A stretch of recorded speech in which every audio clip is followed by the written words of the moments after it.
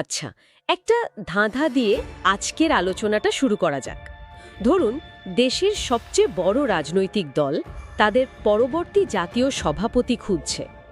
অনেক অনেক বড় বড় নাম, হেভিওয়েট নেতারা লাইনে আছেন। কিন্তু সবাইকে অবাক করে দিয়ে রেসে সবচেয়ে এগিয়ে থাকলেন এমন একজন নেতা, যিনি কিনা ঠিক তার আগের বিধানসভা নির্বাচনে নিজের আসনেই হেরে গেছেন। বেশ অবিশ্বাস্য লাগছে না শুনতে? এটাই এখন ভারতীয় জনতা পার্টির অন্দরের সবচেয়ে বড় আর সম্ভবত সবচেয়ে আকর্ষণীয় চর্চার বিষয়। 2026 সালের জানুয়ারির মধ্যে দল তাদের নতুন সভাপতি বেছে নিতে চলেছে। জেপি নাড্ডার মেয়াদ তো শেষ, তাই পরিবর্তন আসছেই। ধর্মেন্দ্র প্রধান, ভূপেন্দ্র যাদব, শিবরাজ সিং চৌহানের মতো পোড় খাওয়া নেতাদের নাম ভাসছে। কিন্তু সমস্ত জল্পনাকে ছাপিয়ে বারবার উঠে আসছে একটাই নাম, উত্তরপ্রদেশের উপমুখ্যমন্ত্রী কেশব প্রসাদ মৌর্য। আমাদের আজকের আলোচনার একেবারে কেন্দ্রে রয়েছেন তিনি। আমরা একটা নিবন্ধের গভীরে যাব, যার শিরোনাম কেশব মৌর্য, বিজেপির ওবিসি প্রেসিডেন্সির স্থপতি, আর বোঝার চেষ্টা করব একটা হারের পরেও এই বিপুল উত্থানের পেছনের আসল রসায়নটা ঠিক কি। ঠিক। আর এই আলোচনাটা কিন্তু শুধু একজন ব্যক্তির রাজনৈতিক ভবিষ্যৎ নিয়ে নয়, এর ভেতর দিয়ে আমরা একটা দলের চিন্তাভাবনার ধরনটা ধরতে পারব। কিভাবে একটা দল তার আদর্শ, তার সাংগঠনিক শক্তি আর ভোটের অঙ্ককে এক সুতোয় বাঁধে, তারই একটা জ্বলজ্বন্ত উদাহরণ হতে পারে এই ঘটনাটা। আরএসএসের মতাদর্শ, অমিত শাহের মতো চাণক্যের কৌশল, আর ভারতের সবচেয়ে জটিল যে জাতপাতের সমীকরণ, এই তিনটে জিনিস কিভাবে মিলে মিশে একটা সিদ্ধান্ত তৈরি করছে, সেটাই আজ আমরা একটু ব্যবচ্ছেদ করে দেখব। তাহলে চলুন গোড়া থেকেই শুরু করা যাক। যে ব্যাপারটা আমার কাছে সবচেয়ে অদ্ভুত লাগছে সেটা হলো 2022 সালের উত্তরপ্রদেশ বিধানসভা নির্বাচনের ফলাফলটা। কেশব প্রসাদ মৌর্য, দলের এত বড় একজন নেতা, উপমুখ্যমন্ত্রী, তিনি তার নিজের কেন্দ্র শিরাথু থেকে প্রায় 7,000 ভোটে হেরে গেলেন। বিজেপির মতো একটা পারফরমেন্স নির্ভর কঠোর শৃঙ্খলার দলে তো এটাকে একটা বিরাট ধাক্কা হিসাবে দেখার কথা। অবশ্যই। অনেকের তো রাজনৈতিক কেরিয়ারই শেষ হয়ে যায় এমন ঘটনায়। হ্যাঁ, সাধারণ যুক্তিতে তো তাই বলে। যে কোনো রাজনৈতিক বিশ্লেষকই হয়তো বলতেন যে এটা একটা বড়সড় সেটব্যাক। কিন্তু এখানেই তো আসল চমকটা। রাজনীতির সব হিসাব উল্টে দিয়ে ঠিক এর উল্টোটা ঘটল। মৌর্যকে শুধু উপমুখ্যমন্ত্রী পদে বহাল রাখা হলো তাই নয়, বরং একটা অত্যন্ত তাৎপর্যপূর্ণ ঘটনা ঘটল। সেই সময় উত্তরপ্রদেশের অন্য উপমুখ্যমন্ত্রী ছিলেন দীনেশ শর্মা, একজন ব্রাহ্মণ নেতা। হ্যাঁ, দীনেশ শর্মা। তাকে কিন্তু সরিয়ে দেওয়া হলো এবং তার জায়গায় এলেন ব্রজেশ পাঠক। অথচ যিনি পরাজিত হলেন সেই মৌর্যের পদটা একেবারে সুরক্ষিত রইল। তার এটা কোনো বিচ্ছিন্ন ঘটনা ছিল না, এটা একটা খুব সচেতন সিদ্ধান্ত। হাইকমান্ড থেকে একটা স্পষ্ট বার্তা দেওয়া হলো, তাই তো? একদম। এটা ছিল একটা সরাসরি সংকেত। আর বার্তাটা খুব পরিষ্কার ছিল।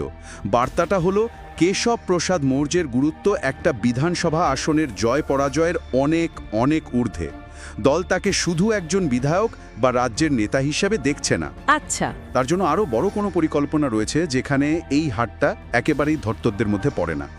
এই ঘটনাটাই কিন্তু বুঝিয়ে দিয়েছিল যে তাকে নিয়ে দলের অঙ্কটা অনেক গভীর এবং সুদূর প্রসারী। তাকে আসলে জাতীয় স্তরের ভূমিকার জন্য তৈরি করা হচ্ছে। আচ্ছা, তাহলে এই যে অনেক বড় পরিকল্পনা বা গভীর অঙ্ক, এর ভিত্তিটা কি? একজন নেতার এতখানি গুরুত্বের পেছনে তো নিশ্চয়ই একাধিক কারণ থাকবে। আমরা যা জানতে পারছি, তার উত্থানের পেছনে 3টে বড় শক্তি কাজ করছে। এর মধ্যে প্রথমটা হলো তার সাংগঠনিক শিকড়, তাই না? হ্যাঁ, এটাই তার সবচেয়ে মজবুত ভিত্তি। দেখুন, বিজেপির রাজনীতিতে দু ধরনের নেতা দেখা যায়। একদল আসেন অন্য দল থেকে বা সরাসরি চুনাবানির রাজনীতিতে, আর অন্য একদল আছেন যাদের বেড়ে ওঠাটাই সংঘ পরিবারের ভেতরে। কেশব প্রসাদ মৌর্য হলেন এই দ্বিতীয় দলের লোক, একেবারে যাকে বলে ইনসাইডার। একদম। তিনি ছোটবেলা থেকে আরএসএসের সঙ্গে যুক্ত, পরে বিশ্ব হিন্দু পরিষদের হয়ে দীর্ঘকাল কাজ করেছেন। এমনকি রাম মন্দির আন্দোলনেও তার একটা সক্রিয় ভূমিকা ছিল। এর ফলে কি সুবিধা হয়? আদর্শগতভাবে তিনি দলের কাছে অনেক বেশি নির্ভরযোগ্য হয়ে ওঠেন। নির্ভরযোগ্য তো বটেই, কিন্তু তার থেকেও বড় কথা হলো তিনি দলের কর্মীদের অর্থাৎ ক্যাডারদের ভাষা বোঝেন। তাদের সঙ্গে তার একটা আত্মিক যোগাযোগ আছে। কর্মীরা তাকে বাইরের লোক নয়, বরং নিজেদের লোক বলে মনে করে। যখন দলের সভাপতির মতো পদের কথা আসে, তখনই সাংগঠনিক আনুগত্য আর কর্মীদের কাছে গ্রহণযোগ্যতা একটা বিরাট মাপকাঠি হয়ে দাঁড়ায়। যিনি সংগঠনের ভেতর থেকে উঠে এসেছেন তার উপর ভরসা রাখাটা দলের আদর্শগত যাত্রা বা কোর এর পক্ষে অনেক সহজ হয়। আর এই সাংগঠনিক শক্তির সাথে যদি শীর্ষ নেতৃত্বের আশীর্বাদ যুক্ত হয় তাহলে তো সোনায় সোহাগা। শোনা যায় অমিত শাহের সঙ্গে তার সম্পর্ক বেশ ঘনিষ্ঠ। দিল্লিতে তাদের নাকি ঘন ঘন বৈঠকও হয়। হ্যাঁ, এবং বিজেপির মতো একটা সংগঠিত দলে এই ঘনিষ্ঠতা বা বৈঠক এগুলো কিন্তু নিচ্ছ সৌজন্য সাক্ষাৎ নয়। এগুলো এক একটা শক্তিশালী রাজনৈতিক সংকেত। কে কার সঙ্গে দেখা করছেন, কার বাড়িতে যাচ্ছেন, এই বিষয়গুলো দলের ভেতরের ক্ষমতার সমীকরণকে স্পষ্ট করে দেয়। যখন কর্মীরা বা অন্য নেতারা দেখেন যে কেশব প্রসাদ মৌর্য নিয়মিতভাবে অমিত শাহের সঙ্গে বৈঠক করে ফিরছেন এবং তারপরেই তার রাজনৈতিক সক্রিয়তা বা আত্মবিশ্বাস বেড়ে যাচ্ছে, তখন তারা বুঝে যায় যে হাওয়া কোন দিকে বইছে। ঠিক তাই, তখন তারা বুঝে যায় যে শীর্ষ নেতৃত্ব ঠিক কাকে এগিয়ে নিয়ে যেতে চাইছেন। এটা একটা অলিখিত বার্তা যা লিখিত নির্দেশের থেকেও অনেক বেশি শক্তিশালী। কিন্তু একটা প্রশ্ন এখানে উঠছে, শুধু কি আদর্শগত আনুগত্য আর শীর্ষ নেতৃত্বের সমর্থনই যথেষ্ট, নাকি এর পেছনে আরও বড় কোনো সামাজিক সমীকরণ কাজ করছে? কারণ আমরা তো ওবিসি ফ্যাক্টরের কথা বারবার শুনছি। এখানেই আপনি আসল জায়গায় এসেছেন। এটাই হলো তৃতীয় এবং সম্ভবত সবচেয়ে গুরুত্বপূর্ণ স্তম্ভ, তার ওবিসি পরিচয়। সাম্প্রতিক বছরগুলোতে বিজেপির রাজনীতিতে একটা বড় সড় পরিবর্তন এসেছে। তারা বুঝতে পেরেছে যে শুধু উচ্চবর্ণের ভোটে ভর করে আর এগোনো যাবে না। তাই তারা খুব সক্রিয়ভাবে ওবিসি বা অন্যান্য অনগ্রসর শ্রেণীর ভোট ব্যাংকের দিকে ঝুঁকেছে, যাকে বলা হয় সোশ্যাল ইঞ্জিনিয়ারিং। বিহারের সাম্প্রতিক নির্বাচন কি এই ভাবনাকে আরও উস্কি দিয়েছে? একদম, বিহারের ফলাফল এই ভাবনাকে আরও শক্তিশালী করেছে। কিন্তু এখানেও একটা প্রশ্ন আছে। বিজেপিতে তো আরও বড় মাপের ওবিসি নেতা আছেন, যেমন ধরুন শিবরাজ সিং চৌহান, 4 বারের মুখ্যমন্ত্রী, অমছম জনপ্রিয় একজন নেতা। তিনিও তো ওবিসি সম্প্রদায় থেকে আসেন। তাহলে কেশব প্রসাদ মৌর্য কেন এগিয়ে? খুব ভালো প্রশ্ন, আর এখানেই বিজেপির কৌশলের সূক্ষ্মতাটা বোঝা যায়। শিবরাজ সিং চৌহান নিঃসন্দেহে একজন বড় নেতা, কিন্তু তার পরিচিতিটা মূলত মধ্যপ্রদেশের গণ্ডিতে সীমাবদ্ধ। আর তার যে সামাজিক গোষ্ঠী সেটা সারা ভারতে ততটা প্রভাবশালী নয়। অন্যদিকে কেশব প্রসাদ মৌর্য উত্তরপ্রদেশ থেকে আসেন, যা ভারতের রাজনীতির কেন্দ্রবিন্দু। আর তিনি যে কুশাওয়াহা বা মৌর্য সম্প্রদায়ের প্রতিনিধি, সেই সম্প্রদায় উত্তরপ্রদেশ, বিহার, ঝাড়খণ্ড, মধ্যপ্রদেশ এই গোটা হিন্দি বেল্টে ছড়িয়ে আছে। ও আচ্ছা, তার মানে দল এমন একজন মুখ খুঁজছে যার আবেদন একটা রাজ্যের বাইরেও খুব সহজে তৈরি করা সম্ভব।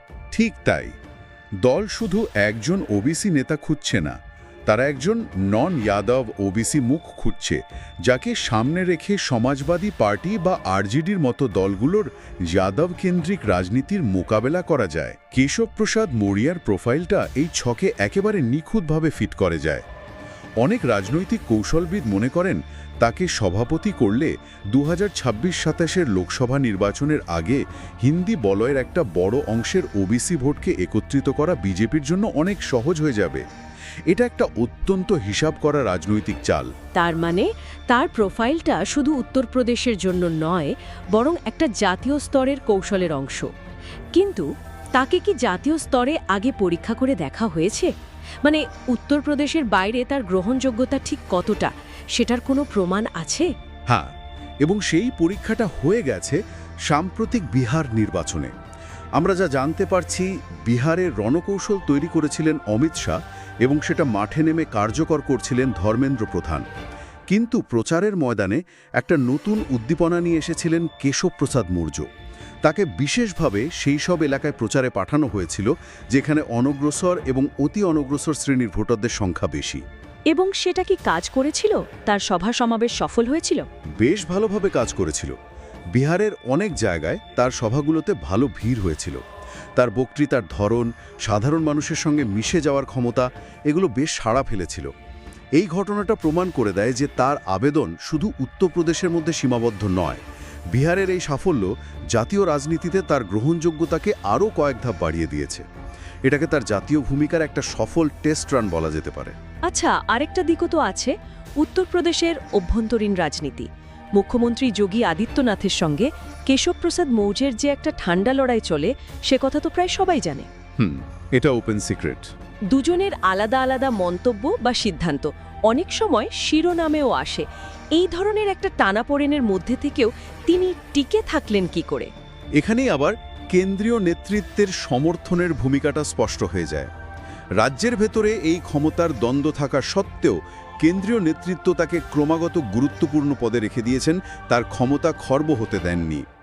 এর একটা বড় কারণ হলো বিজেপি সবসময়ই একটা রাজ্যে ক্ষমতার ভারসাম্য বজায় রাখতে চায়।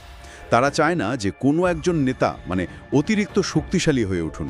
তার মানে মৌর্যকে একটা বিকল্প শক্তি কেন্দ্র হিসেবেও ব্যবহার করা হচ্ছে? অনেক বিশ্লেষক তো তাই মনে করেন।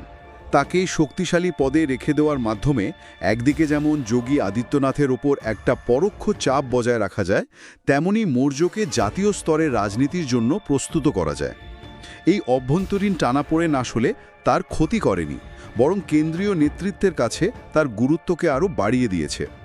এটা প্রমাণ করেছে যে তিনি শুধু রাজ্যের সমীকরণে আটকে থাকা নেতা নন, তার পেছনে দিল্লির জোরালো সমর্থন রয়েছে। তাহলে পুরো ছবিটা যদি আমরা একসাথে দেখি, ব্যাপারটা বেশ পরিষ্কার হয়ে আসছে। একদিকে সংঘ পরিবারের সঙ্গে তার আজন্মের সম্পর্ক, যা তাকে আদর্শগতভাবে খাঁটি প্রমাণ করে। অন্যদিকে অমিত শাহের মতো শীর্ষ নেতার সরাসরি সমর্থন, যা তার রাজনৈতিক পথকে মসৃণ করছে। আর সবচেয়ে বড় অস্ত্র হলো তার ওবিসি পরিচয়, যা দলের ভবিষ্যতের সামাজিক কৌশলের সঙ্গে একেবারে খাপে খাপ খেয়ে যাচ্ছে। এই তিনটের সামনে একটা বিধানসভা নির্বাচনের হার যে নিতান্তই তুচ্ছ, তা বলাই বাহুল্য। একদম। তাই যদি সত্যিই 2026 সালে কেশব প্রসাদ মৌর্য বিজেপির জাতীয় সভাপতি হন, তবে সেটা একটা ঐতিহাসিক মুহূর্ত হবে। আমাদের হাতে থাকা তথ্য অনুযায়ী তিনি হবেন ওবিসি সম্প্রদায় থেকে আসা প্রথম নেতা যিনি দলের এই সর্বোচ্চ পদে বসবেন। এটা শুধু একটা মুখ বদল হবে না, এটা হবে দেশ জুড়ে ওবিসি সম্প্রদায়ের মধ্যে নিজেদের ভিত্তি আরও মজবুত করার জন্য বিজেপির যে দীর্ঘদিনের পরিকল্পনা, তারই একটা আনুষ্ঠানিক ঘোষণা। এটা দলের সোশ্যাল ইঞ্জিনিয়ারিংয়ের একটা নতুন অধ্যায়ের সূচনা করবে। এই পুরো বিশ্লেষণটা শেষে আমার মাথায় একটা বড় প্রশ্ন ঘুরছে। যদি কোনো নেতার রাজনৈতিক গুরুত্ব তার ব্যক্তিগত নির্বাচনী পারফরম্যান্সের চেয়ে তার পরিচয় এবং দলের জাতীয় কৌশলের ওপর বেশি নির্ভর করতে শুরু করে, তাহলে রাজনীতির চরিত্রটা কিভাবে বদলে যাবে?